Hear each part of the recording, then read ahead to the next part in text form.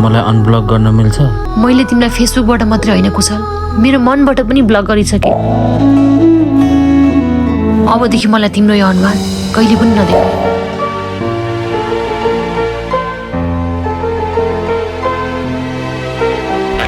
Hello कुशल, कहाँ छौ? म रुपेशसँग एउटा काममा बिजी छु, पछि फोन गर्छु ल। ल ल।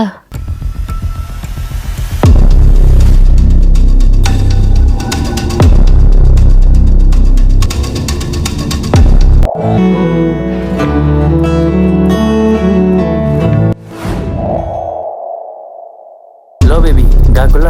Okay baby, bye, love you.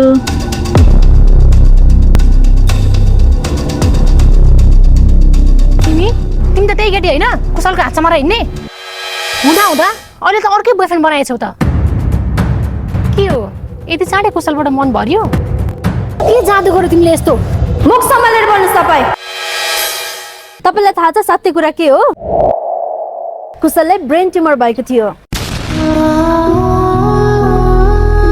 किन बोलाएको कुशल मलाई यहाँ? मलाई मेरो गर्लफ्रेन्डसँग ब्रेकअप चाहिएको छ। लो, किन?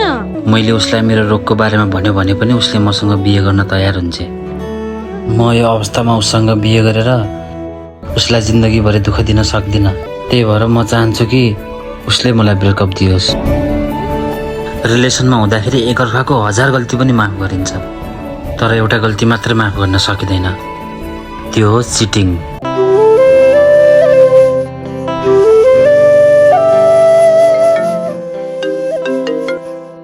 हेलो, कहाँ छौ? म रुपेशसँग एउटा काममा बिजी छु, पछि फोन गर्छु ल। ल ल।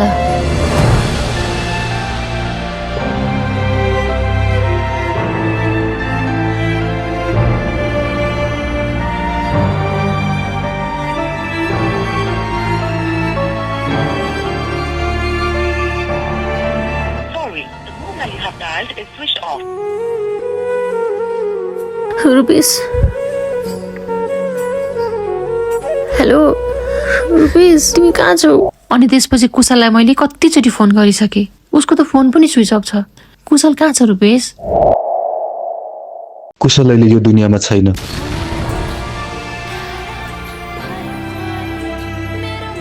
आइम सरी दीपिका, उसले तिमीलाई धेरै माया गर्थ्यो, तर उसको रोगको बारेमा तिमीलाई केही नभन्नु भनेको थियो।